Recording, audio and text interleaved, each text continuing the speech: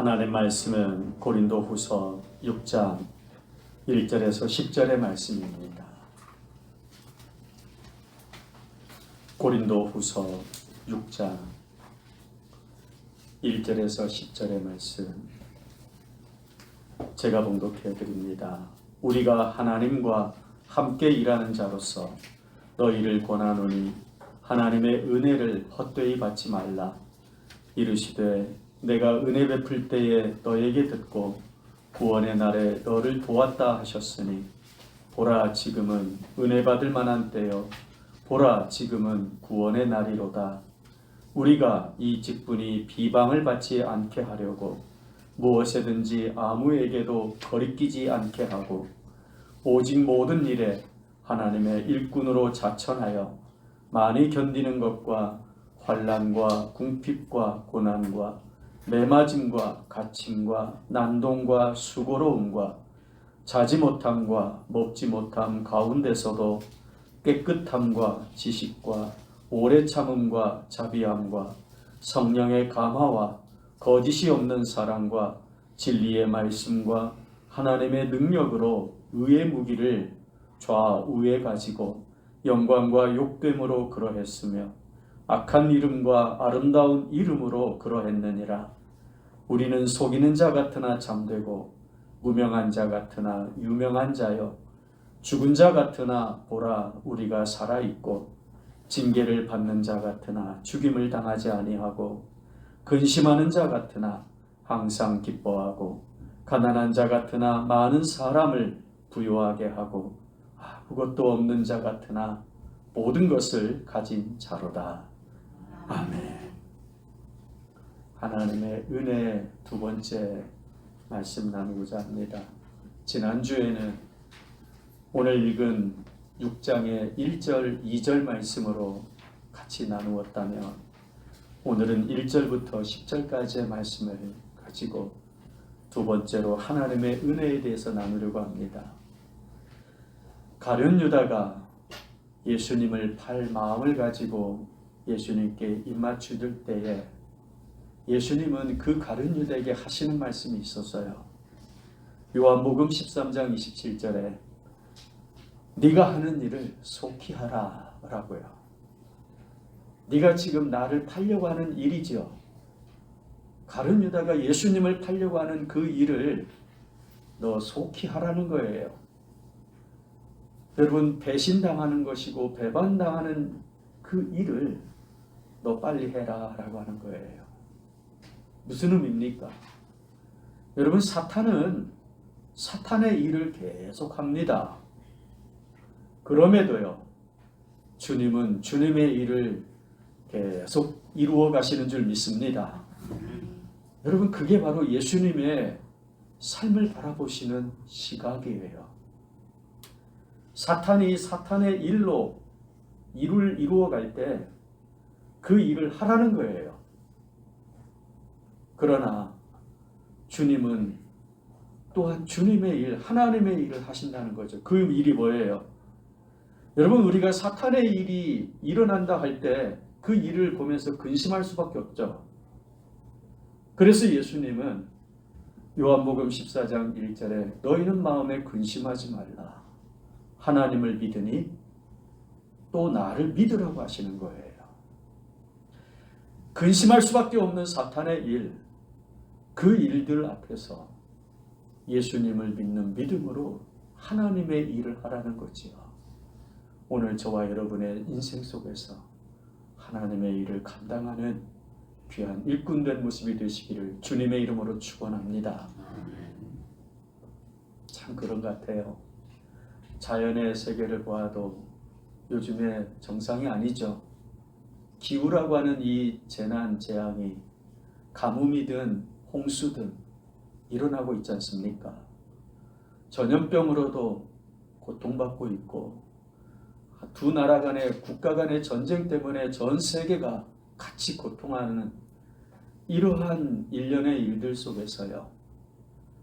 저런 일들이 없었으면, 이런 일들이 그쳐졌으면, 그리고 지금 일어나고 있는 이것들이 다 사라졌으면 하는 마음을 우리가 생각할 수 있어요. 그런데 이러한 일들이 다 진행되고 있단 말입니다.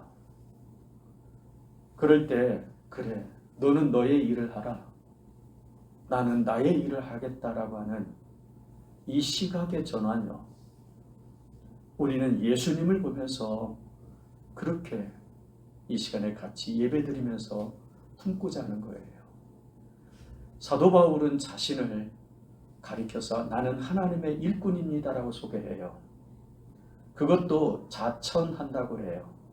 자천이라는 말은 자기가 스스로 세운다라는 뜻이지 않습니까?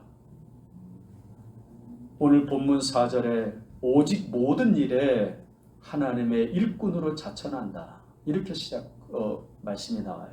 모든 일에. 여러분, 모든 일이라는 건 어떤 일인지 아시지요? 그는 크고 위대한 일만이 아니라 지극히 작은 일들까지도 하나님의 일꾼으로 자기를 세운다는 거예요. 여러분, 하나님의 일꾼이라면 하나님이 명령하신 것 수행하고 수종드는 사람입니다. 그죠? 그런데 사도 바울은 거기에서 더 나아갑니다. 하나님의 일꾼이라는 자는 어떤 사람인가? 1절에 그것을 설명하듯이 이렇게 표현해요. 우리가 하나님과 함께 일하는 자로서 라고 해요. 여러분, 함께 일한다고 하는 것은 동역이라고 합니다. 그러므로 동역자라고 할 수 있죠. 동역자로서의 하나님의 일꾼으로 자기를 세워간다는 거예요. 하나님이 일하실 때 어느 사람이 자격이 있어서 하나님과 함께 일할 수 있단 말입니까? 사도 바울이 매우 교만한 사람인 것 같습니다. 그는 스스로 자격을 갖춘 사람일까요? 여러분, 왜 이렇게 말할까요? 사도 바울은 그런 게 아니라면 왜 사도 바울은 우리는 하나님과 함께 일하는 일꾼입니다, 이렇게 말하는 걸까요? 사실 어떻게 일을 해야 하나님과 함께 일하는 거죠? 여러분, 하나님의 능력, 지혜, 동등한 지혜와 능력으로 같이 일할 때 동력이라고 할 수 있을 텐데 바울이 그 정도입니까? 그런데도 왜 자기를 하나님의 일꾼이라고 말할까요? 여기에는 뭔가 있겠죠. 그래서 1절을 더 읽어보면 우리가 하나님과 함께 일하는 자로서 너희를 권하노니, 다른 사람을 권하기까지 한다는 거예요. 자신들은 물론이고. 뭘 권합니까? 하나님의 은혜를 헛되이 받지 말라. 자, 그러면 하나님과 함께 일할 수 있는 일꾼은 하나님의 은혜를 따라서 일하는 사람인 줄 믿습니다. 이게 이제 바울이 가지는 동력자 의식이에요. 만약 하나님의 은혜가 없다면 그는 이런 말 못해요. 그러니까 바울은 하나님의 은혜를 정말 귀하게 여기는 사람이지요. 그리고 그것을 놓치지 않죠. 헛되이 하지 않지요. 여러분, 이게 바울의 마음에 가득 채워져 있는 거예요. 하나님의 은혜. 여러분, 죽고 살지 못하는 사람, 그를 하나님이 만져주셔서 그가 살아났다. 기적입니다. 여러분, 이러한 기적과 같은 일이 한 사람의 인생 중에 몇 번이나 있을까요? 2번, 3번, 4번, 예, 그럴 수 있습니다. 그런데 사실 2번, 3번, 4번이 많습니까? 80평생, 100세 되는 이때에 그 평생에 2번, 3번, 4번이 많습니까? 사실 그것도 많으면 안 돼요. 왜냐하면 그만큼 죽음이 그에게 찾아왔다는 이야기 아닙니까? 그래서 크고 정말 엄청난 기적과도 같은 일, 그걸 많이 경험할 수 있다는 것은 그렇게 반가운 일이 아니에요. 그러면 바울은 어떤 은혜를 말할까요? 하나님과 함께 일할 때 모든 일에 하나님의 일꾼으로 자천한다고 한다는 것은 아침에 일어나서도 생각을 할 때 하나님의 은혜를 따르려는 모습인 줄 믿습니다. 어떤 일을 할 때에도 내 뜻대로, 이건 내가 어떻게 할 수 있는 일이니까 내 뜻대로 하는 게 아니라 내가 할 수 있는 일 그조차도 하나님의 뜻을 따라서 하려는 거죠. 다윗이 사울 왕을 죽일 수 있을 때 그는 자기 손에 들린 칼로 자기 일로 할 수 있는 사람이었어요. 그때는 자기 일로 만들 수 있었어요. 그런데 그때 자기가 할 수 있는 일인데 다윗은 그렇게 하지 않지요. 하나님의 일로 그가 살필 때 사울을 살려주는 사람이 되지요. 그러니까 우리가 할 수 있는 일, 그 일을 하나님의 은혜를 따르는 모습으로 살필 때 모든 일에 하나님과 함께 일하는 자가 될 줄 믿습니다. 그런 바울이 이제 자기를 살핍니다. 하나님의 은혜를 따라 일하려고 할 때 자기 양손에 하나님이 주신 의의 무기가 있다는 걸 고백하게 돼요. 그게 바로 7절 하반절이에요. 의의 무기를 좌우에 가지고, 여러분 의의 무기를 가졌다고 하는데 좌우에 가지고 있다고 하죠. 좌우라고 하는 건 뭘까요? 양손에 또는 내 좌우편에 의의 무기가 나에게 있다는 거예요. 바울의 양손에 어떤 의의 무기가 들려있다는 걸까요? 하나님의 은혜를 따라 하나님과 함께 일하려고 하는데 그렇게 하나님의 일꾼으로 자신을 세워가려고 할 때 하나님이 주신 의의 무기가 양손에 있더라는 거예요. 여러분 예수님을 바라보면 하나님이십니다. 예수님은 나와 아버지는 하나이니라 이렇게 말씀하시잖아요. 하나님이신 예수님이세요. 그러므로 예수님은 하나님의 능력과 지혜를 얼마든지 드러낼 수 있어요. 그래서 그 증거로서 겟세마네 동산에서 베드로에게 지금 내가 아버지께 구하여 12군단 더 되는 천사를 보내시게 할 수 없는 줄로 아느냐? 지금 예수님이 잡히시는 상황이고 베드로가 칼을 뽑아서 말구의 귀를 베는 그 상황에서 예수님은 하신 말씀이에요. 나를 지키기 위해서, 저들을 물리치기 위해서 나는 하나님의 능력, 하나님의 지혜 얼마든지 사용할 수 있다는 거예요. 그런데 예수님은 그것을 사용하지 않았어요. 오히려 하나님과 동등됨을 취할 것으로 여기지 아니하시고 어떤 형체를 가져요? 종의 형체를 가지시는 거예요. 겟세마네 동산에서. 여러분 종의 형체 의미가 뭘까요? 종의 정체성은 섬김이에요. 섬김. 나는 너희 중에 섬기는 자로 있느니라. 예수님은 겟세마네 동산뿐만 아니라 제자들과 무리들과 함께 있을 때 종의 형체를 가지신 모습이셨다는 거예요. 그리고는 그 종의 형체로서 십자가에서 죽으시는데 여러분 종은 복종하는 자예요. 예수님은 종의 형체를 가지실 때 죽기까지 복종하셨다고 했습니다. 그게 십자가의 죽으심이라고 그래요. 그게 바로 겟세마네 동산에서 결정하신 일이에요. 내 뜻대로 하지 마옵시고 아버지의 원대로 되기를 원하나이다. 종의 형체를 가지기로 결정하시는 예수님의 기도이신 거죠. 그러면 그 예수님께서 종의 형체로서 섬기셨고 죽으셨어요. 그런데 그 일로 말미암아 어떤 일이 일어나요? 사탄의 권세, 죄와 사망의 권세를 깨뜨리신 줄 믿습니다.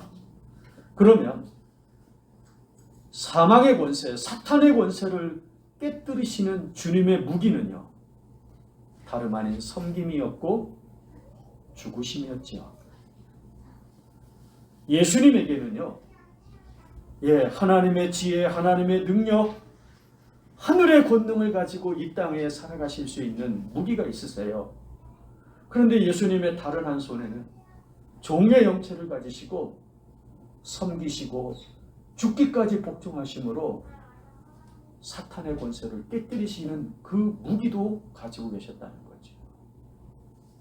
그 예수님을 사도 바울이 바라보면서 빌립보서에서 사도 바울이 그런 고백을 하잖아요. 너희 안에 이 마음을 품으라. 그리스도 예수의 마음이니라고 하죠. 바울은 다른 사람에게 권면하기에 앞서서 자기에게 일어나고 있는 하나님이 주시는 은혜, 내 안에 예수님 마음을 품게 하시는구나. 할렐루야. 바로 그 믿음, 그 확신, 이것을 가지고 내 안에 계신 예수님. 여러분, 예수님은 내 안에 거하라. 나도 너희 안에 거하리라. 내 말이 너희 안에 거하고 너희가 내 안에 거하고 내 말이 너희 안에 거하면 무엇이든지 원하는 대로 구하라. 그리하면 받으리니 내 기쁨이 너에게 충만하리라. 여러분, 이러한 일들로 예수님은 누누이 말씀하셨을 때 사도 바울은 그 예수님을 바라보면서 예수님 마음을 품으라고 권면할 때 이미 자기 안에 품어진 예수님, 그 예수님의 양손에는 의의 무기를 가지신 예수님이시다는 거예요. 그러면서 그 예수님을 따르고 예수님과 함께 일하는 바울의 모습에도 좌우에 의의 무기가 있다는 걸 깨닫는 거예요. 의의 무기. 그러면 예수님을 믿는 저와 여러분인데 우리 양손에도 우리 좌우에도 의의 무기가 있지 않겠습니까? 예수님을 믿는 자, 예수님을 마음에 품은 자, 예수님이 내 안에 거하고 나도 예수님 안에 거한다고 말하는 그에게는 좌우에 의의 무기를 똑같이 주신다는 거 아닙니까? 어떤 무기일까요? 우리에게 들려진 무기. 사실 내 손에 들려진 무기가 뭔지 잘 몰라요. 그런데 사도 바울을 보면서 우리는 아는 거예요. 배우는 거예요. 나에게도 그런 무기가 있겠구나. 그러면 바울의 손에 들려진 그가 고백하고 있으니까요. 어떤 무기인가? 의의 무기를 좌우에 가졌다고 하는데 어떤 무기인가? 우리 본문 4절에서 7절, 오늘 본문 말씀 4절에서 7절을 같이 읽어보겠습니다. 오직 모든 일에 하나님의 일꾼으로 자천하여 많이 견디는 것과 환난과 궁핍과 고난과 매맞음과 갇힘과 난동과 수고로움과 자지 못함과 먹지 못함 가운데서도 깨끗함과 지식과 오래 참음과 자비함과 성령의 감화와 거짓이 없는 사랑과 진리의 말씀과 하나님의 능력으로 의의 무기를 좌우에 가지고. 여러분, 의의 무기를 좌우에 가졌다고 할 때 7절인데 7절은 이렇게 시작해요.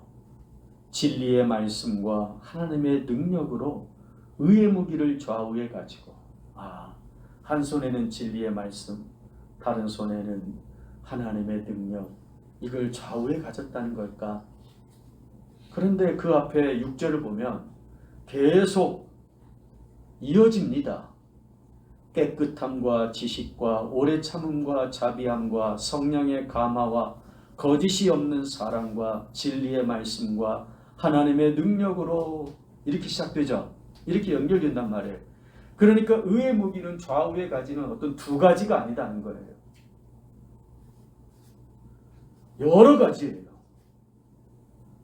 그러면 언뜻 이렇게 좋은 말씀, 정말 우리가 사모하고 원하는 능력들, 하나님이 위로부터 공급해 주시는 지혜와 권세, 권능이라고 할 수 있는 이런 것들이 내 좌우에 가득 있었으면 좋겠다. 그런 좌우일까요? 그런 것들이 내 좌우에 있을까? 그것만 있을까요? 아니에요. 여러분, 6절 이전을 보면은 4절과 5절에 오직 모든 일에라고 하죠. 하나님의 일꾼으로 자천하고 있다고 하죠. 그때 이 모든 일에 하나님의 일꾼으로 자천하고 있는 바울의 손에, 양손에 들려진 의의 무기인데, 그런데 그 의의 무기를 보면 이렇게 시작해요. 많이 견디는 것, 환난과 궁핍, 고난, 매맞음, 갇힘, 난동, 수고로움, 자지 못함, 먹지 못함, 이것까지도 바울의 손에 들려진 무기다라고 하는 거예요. 이것을 포함하여 지금 우리가 정말 하나님이 주시는 귀한 무기들이구나 할 정도의 그 아름다운 말씀들도 같이 포함하고 있다는 거예요. 여러분, 그래서 교재를 보면 하나는 다른 하나는 해서 주황색 글씨로 좀 분리를 해봤습니다. 어떤 게 여러분들의 눈에 무기처럼 보이십니까? 바울은 이 두 가지가 나에게는 다 무기입니다 라고 말합니다. 이 두 가지가 다 나에게는 무기입니다. 예수님께서 하나님의 지혜, 하나님의 능력, 이것이 예수님의 무기라고 말씀하시죠. 때때로 그 지혜와 능력을 나타내셨잖아요. 더불어서요, 종의 형체로서의 섬기심과 십자가에서의 죽으심까지도 예수님은 무기로 삼으셨거든요. 여러분, 예수님의 이 의의 무기가 되어져 있는 그 모습을 보면서 바울도 자기 자신에게 들려져 있는 무기들을 보고 있다면 이 시간에 예배드리는 저와 여러분도 우리 양손에 하나님이 주신 무기들이 무엇인지 분별해야 될 줄 믿습니다. 내 약함도, 내 부족함도 하나님이 쓰실 수 있는 무기다는 거예요. 하나님이 나에게 주신 무기다는 거예요. 여러분, 사람이 생활하면서 아프고 괴롭고 힘들 때가 있습니다. 그때 아프다고 말하고 괴롭다고 말하고 힘들고 답답하다고 말하는 것을 표출이라고 합니다. 그런데 아프고 괴롭고 힘든데 오히려 그 사람이 다른 사람을 위로하고 다른 사람을 격려하고 다른 사람을 진리와 생명의 길로 나아가게끔 하고 있다면 그 사람이 가지고 있는 아픔, 괴로움, 힘들다고 하는 것, 그건 표출이라고 하지 않고 승화라고 합니다. 승화. 사람이 언제 감동을 받을까요? 나 아프다니까, 나 힘들다니까, 나 너무 답답하다니까, 이렇게 말할 때 감동을 받습니까? 승화시킬 때요. 바울 사도는 자신의 인생에서요, 정말 하나님의 기적과도 같은 역사가 일어났습니다. 이런 일이 많이 있었을까요? 몇 번 없었어요. 오히려 바울 사도에게 빈번히 일어났던 모습은 이런 거예요. 하나님, 너무 힘들어요. 제발 이것 좀 거두어 주세요. 사탄의 가시와 같네요. 이것 좀 해결해 주세요. 라고 할 때 그게 빈번한 모습이에요. 사실 우리하고 똑같습니다. 그럴 때 바울 사도는요, 자신의 양손에 들려져 있는 무기, 이것을 이것도 나에게는 무기구나, 내가 이것을 써야겠다라고 하는 그것이 다를 뿐이에요. 빌립보서 4장 11절 13절을 보면 어떠한 형편에든지 내가 뭘 배웠다고 그래요? 자족하기를 배웠다고 하죠. 여러분, 배우는 거예요. 신앙은요, 오늘도 배우고 내일도 배우는 거예요. 배워서요, 내 것 삼는 거지요. 내 마음의 확신으로, 내 삶의 담대함으로 삼는 거지요. 신앙생활은 성장하는 겁니다. 믿음이라고 하는 것은요, 주님 보시기에 칭찬받을 정도의 믿음으로 성장시킬 수 있는 거예요. 내가 이만한 믿음을 만나보지 못했다 할 정도의 믿음으로 얼마든지 우리는 내 신앙생활을 성장시켜 갈 수 있는 겁니다. 그렇게 하기 위해서 배우는 거죠. 바울도 배웠다고 합니다. 나는 어떠한 형편에서든지 자족하기를 배웠습니다. 비천에 처할 줄도 알고 풍부에 처할 줄도 알아. 모든 일, 배부름, 배고픔, 풍부, 궁핍 처할 줄 아는 일치의 비결을 배웠습니다. 내게 능력 주시는 자 안에서 내가 모든 것을 할 수 있습니다. 여러분, 사도 바울이 할 수 있다고 하는 모든 것, 그게 뭐예요? 비천과 풍부에 처할 줄 안다는 거예요. 내가 원하는 상태로만 처하는 게 아니고 원치 않는 상태에 처한다 할지라도 그 상태를 받아들일 수 있다는 거예요. 그러면서요, 그는 그 상태에서 그리스도인으로 자기를 세워간다는 거죠. 하나님의 일꾼으로 세워간다는 거지요. 바울이 도대체 어디에서 배웠을까? 고린도후서 12장 9절 10절에 보면 바울이 배웠다고 하는 표현이 나와요. 아까 말씀드린 대로 사탄의 가시와 같은 그 일이 있어서 고쳐달라고 3번 구했는데 하나님께서 응답해 주시기를 내 은혜가 내게 족하도다. 이는 내 능력이 약한 데서 온전하여짐이라 하신지라. 예수님이 이렇게 응답해 주셨다는 거예요. 고쳐주시지 않고 내 능력은 그 약함 가운데서 온전해지는 거야. 너는 약하고 그 약함으로 인해서 예수님의 온전하심이 드러난다는 것, 그게 바로 사도 바울에게 주어지는 응답이에요. 이것을 주님께로부터 듣고는 바울이 깨닫습니다. 배워요. 그래서 이제 표현하기를 그러므로 도리어 크게 기뻐함으로 나의 여러 약한 것들에 대하여 자랑하리니 이는 그리스도의 능력이 내게 머물게 하려 함이라. 예전에는 약함을,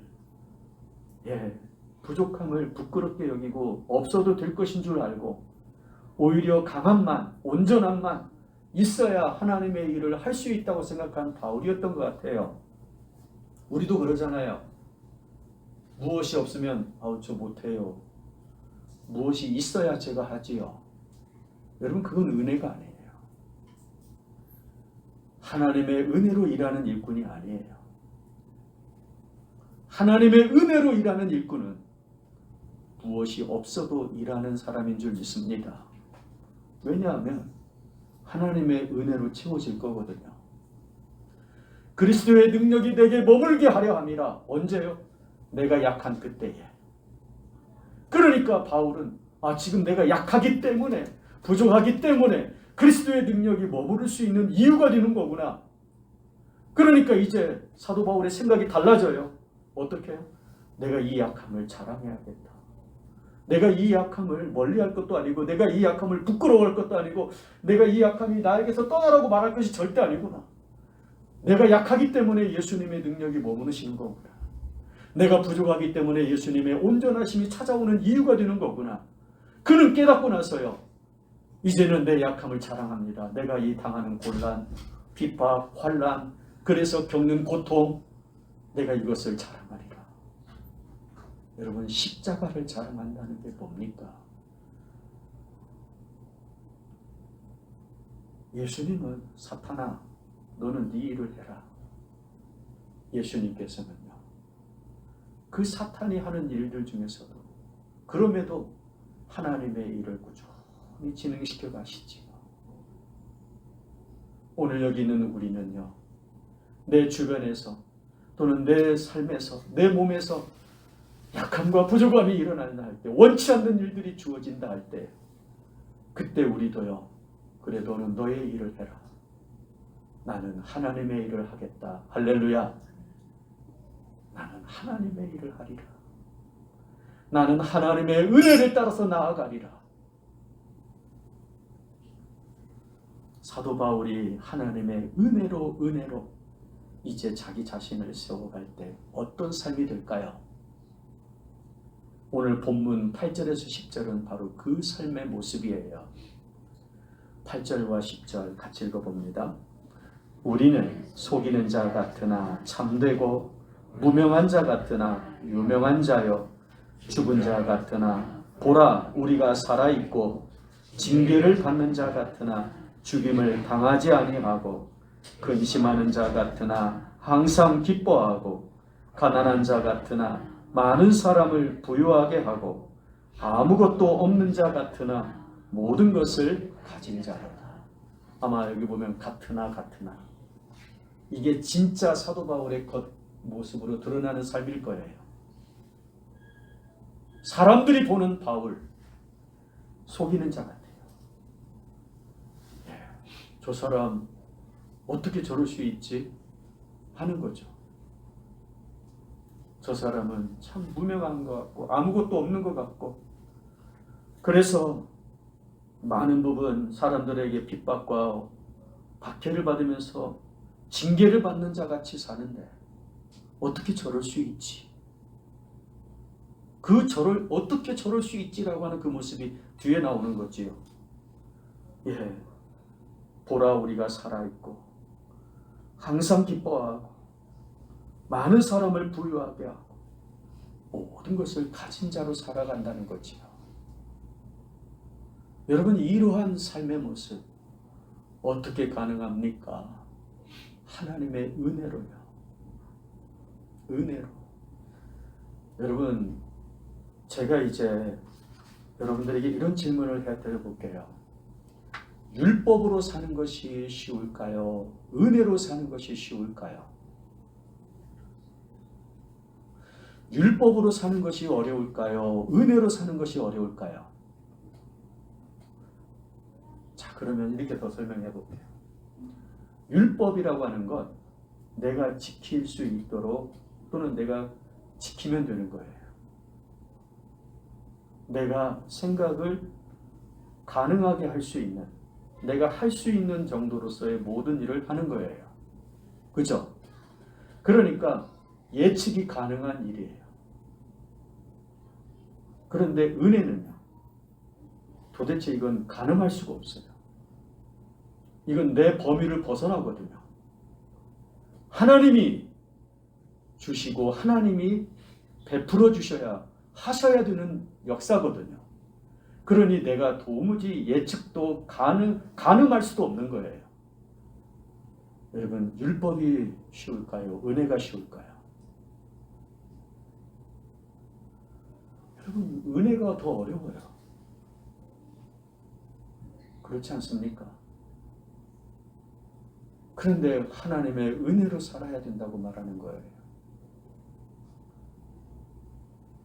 여러분, 신앙생활을 우리가 지금 이렇게 살펴보면 많은 부분 예수님은 세상에 오셔서요, 율법으로 사는 사람들 천지였어요. 당시 유대사회가.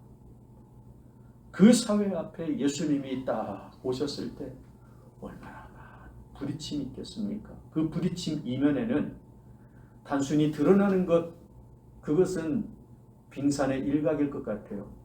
물속에 가라앉은 그 99%한테 보이지 않는 면요, 하나님의 은혜로 말씀하시는 예수님의 말씀과 그 사역들, 오로지 율법이라고 하는 그것으로만 의지하고 붙들고 자기 만족과 나는 그래 상대적으로 저 사람보다 의로워하는 이 사회적 분위기 속에서 살아가는 사람들 속에서요, 예수님께서 하시는 말씀과 행동들, 예수님의 형제들도 이해를 못했어요.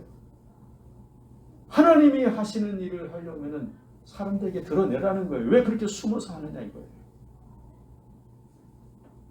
제자들도 이해 못해요. 금방 예루살렘에서 돌 맞아 죽을 뻔했는데 또다시 예루살렘으로 가자고 하십니까? 그래서 도마가 우리 죽으러 가자고 하잖아요. 겟세마네 동산에서 예수님은 하나님의 천군 천사를 부르시지 않으시는 그런 예수님이세요. 그리고는 오히려 종의 형체를 가지시는 예수님. 이해되십니까? 여러분, 율법을 가장 잘 지키는 바리새인들이 그래서 예수님과 싸우는 거예요. 부딪히는 거예요. 내 삶을 송두리째 바꾸지 않으면 도무지 예수님의 이 말씀을 받지 못할 거니까. 여러분, 여러분의 손에 하늘로부터 오는 지혜의 능력 얼마나 소망하고 있습니까? 그런데 이미 나에게 주시는 약함과 부족함, 이것도 의의 무기가 될 수 있다는 걸 아십니까? 이 약함과 부족함이 내 무기라고 한다면 여러분 이것을 어떻게 쓰시겠습니까? 바로 이게 은혜로 사는 삶이에요. 하나님의 살아계심을 믿고 내 입의 말을 책임져 주시고 내 생각과 뜻을 하나님의 생각, 하나님의 뜻에 맞추어 결정한 사람, 선택한 사람, 그 뜻대로 살기를 작정한 사람, 그 사람을 하나님께서 책임져 주시는 줄 믿습니다. 그게 바로 은혜로 사는 삶이에요.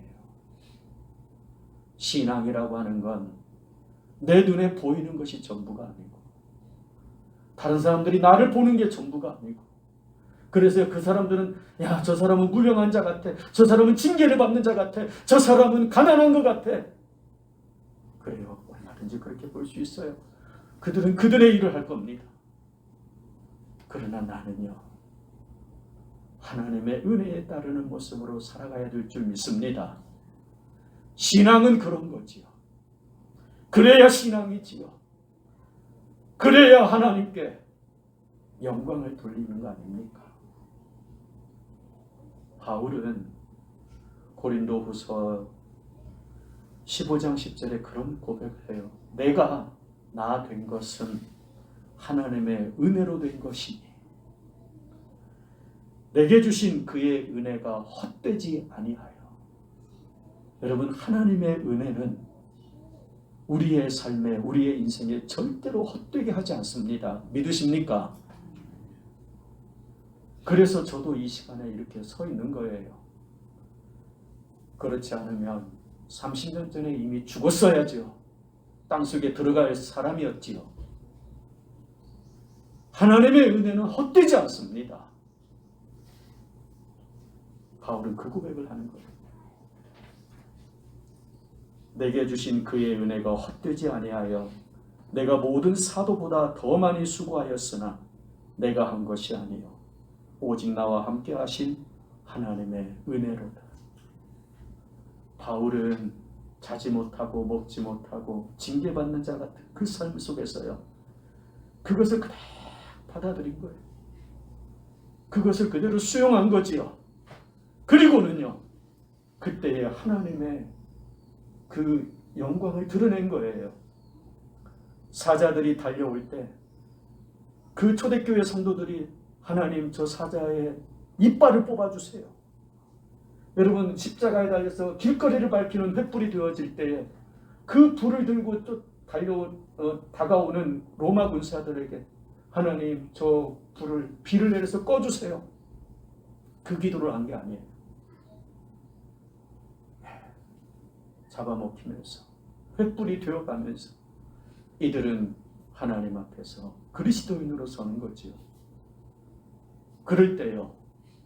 그 초롱성 같은 로마가 황제 숭배로 가득했던 그 나라가 313년에 기독교 국가로 바뀌어지죠. 여러분, 하나님의 은혜의 역사는 어떻게 이루어지는가? 바울은 하나님의 은혜로 일할 때 모든 사도보다 더 많이 일했다고 합니다. 여기 있는 우리도 하나님의 은혜로 일할 때 하나님이 기뻐 받으시는 일꾼이 되는 줄 믿습니다. 우리 지금 같이 기도합시다. 우리의 인생에 베풀어지는 하나님의 은혜는 절대 헛되지 않습니다. 그리고 모든 사람보다 더 많이 일하게 하십니다. 우리 하나님의 은혜를 따라 하나님과 함께 일하는 일꾼이 되도록 같이 기도하겠습니다. 아버지 하나님 감사합니다. 주님의 사랑을 받겠습니다. 오산산 하나님의 전하신 역사를 주시옵소서.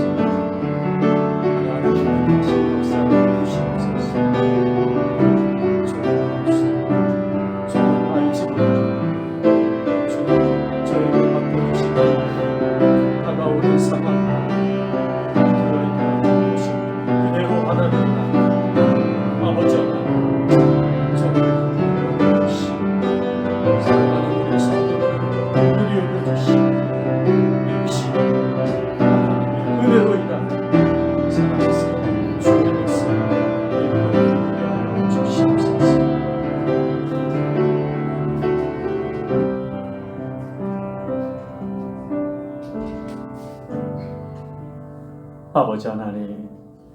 저희들도 하나님의 일꾼이기를 원합니다. 오직 하나님과 함께 일하는 자 되기를 소망합니다. 베푸신 하나님의 은혜, 그 은혜로 자고 일어나며 집에 있을 때에든지 길에서 행할 때에든지 하나님 약하고 부족한 그때에도 오직 은혜로 우리 하나님의 일을 감당하는 저희 모두가 되게 하여 주시옵소서. 예수님의 이름으로 기도하옵나이다. 아멘.